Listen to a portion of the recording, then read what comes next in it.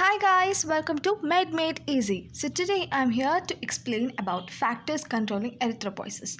So I think everybody know what's meant by erythropoiesis. Erythropoiesis is a formation of red blood cells. So today we'll be learning about factors which control or which regulate this erythropoiesis process. So basically there are three factors which are responsible for their regulation. So first one is hormonal. Second one is dietary, and third one is other factors. So we are having three main factors which are responsible for the regulation of erythropoiesis process. So hormonal regulation is basically by 5 methods, and dietary regulation is mainly by 4 methods, and other process of regulation is basically by 3 processes. So we are having 5, 4, 3. So remember like this: hormonal, dietary, and other. 5, 4, 3. So this is the way to remember the how the regulation of erythropoiesis. So coming to hormonal,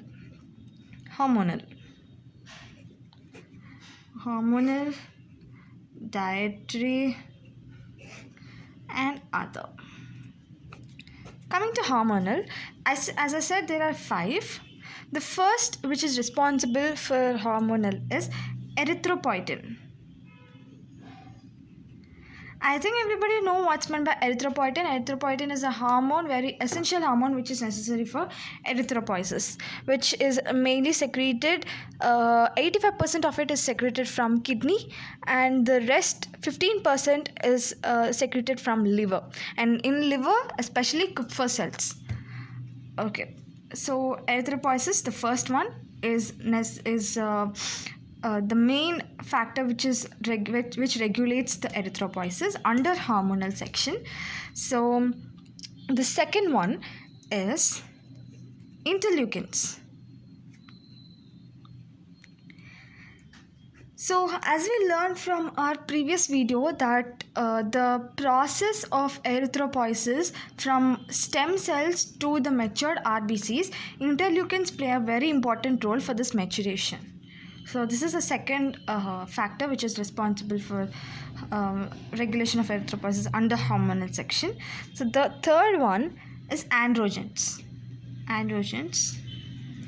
Androgens, I think everybody know about that these are only produced in male. Androgens are mainly produced in male, so these stimulate erythropoiesis. So this is a major cause that in males there is a higher RBC count than females, because in males androgen is present which helps in stimulation of erythropoiesis. And the fourth hormone is estrogen. This is having a negative effect over erythropoiesis. This inhibits erythropoiesis by inhibiting erythropoietin. This inhibits erythropoietin. So that is, these two are the main reasons that RBCs are less in amount in females than in males. So these both hormones are the main reason for this reduction of RBCs in females. And the fifth one, fifth one is thyroxine, which stimulates erythropoiesis by stimulating erythropoietin. So this inhibits erythropoietin. Estrogen inhibits erythropoietin. Thyroxine stimulate erythropoietin. So we are done with hormonal section, in which one is erythropoietin, interleukin, and these both are gonadal hormones, androgens and estrogen, and the other one is thyroxine. Simple 5 hormones which are responsible for the hormonal regulation of erythropoiesis. Okay, next coming to dietary, the first one is iron. Iron is the raw material for the synthesis of heme component. As most of you know that hemoglobin which is present in RBCs. It consists of heme, break it, heme and globin.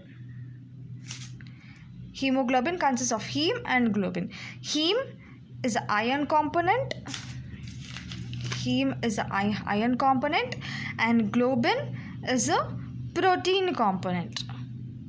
So iron, it is the raw material for the production of heme. So if this reduces, then obviously erythropoiesis also will be reduced.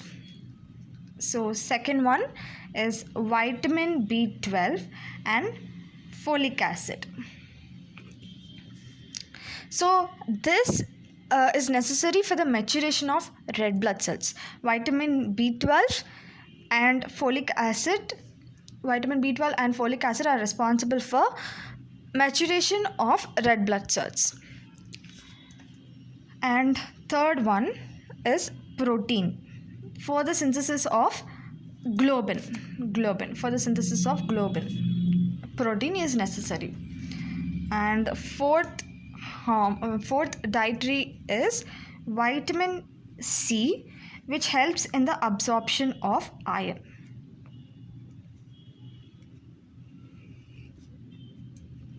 Vitamin C helps in the absorption of iron. So these four are the main dietary sources which are responsible for the regulation of erythropoiesis. So we are done with even this dietary. Now we are going for other factors. Other factors include, first one, intrinsic factor.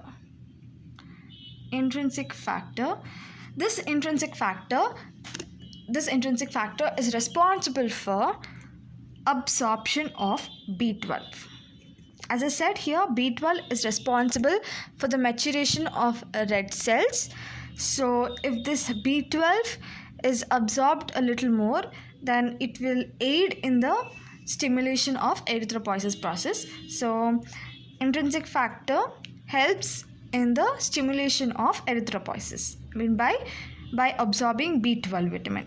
The second thing, the second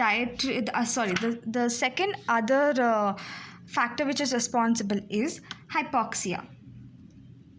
This is an environmental factor that hypoxia, I think everybody knows that it is hypoxia is reduced in the amount of oxygen which occurs mainly at high altitudes. So if a person is at high altitudes, he suffers from hypoxia, that is less oxygen. When hypoxia occurs, erythropoiesis stimulation happens by the higher secretion of erythropoietin. That is the reason in hypoxia there will be an stimulation of erythropoiesis process. So we are done with even second other factors, and the third other factor is drugs and chemicals. These drugs and chemicals include vasoconstrictors.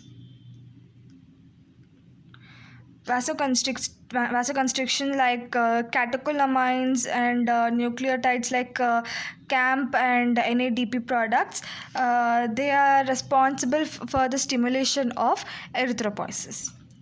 So this is the end of the factors controlling erythropoiesis. So there are, for the summary, there are basically three divisions, I mean hormonal, dietary and other, 5, 4 and 3. Just remember this so that you will be able to write. You just need to have a tabular form like this so that you will be able to write it in a very elaborate manner in your exam. So this is a very important question. So it is made in an easy form. So this is the end of the video. If you like it, then please subscribe, like and share. Thank you.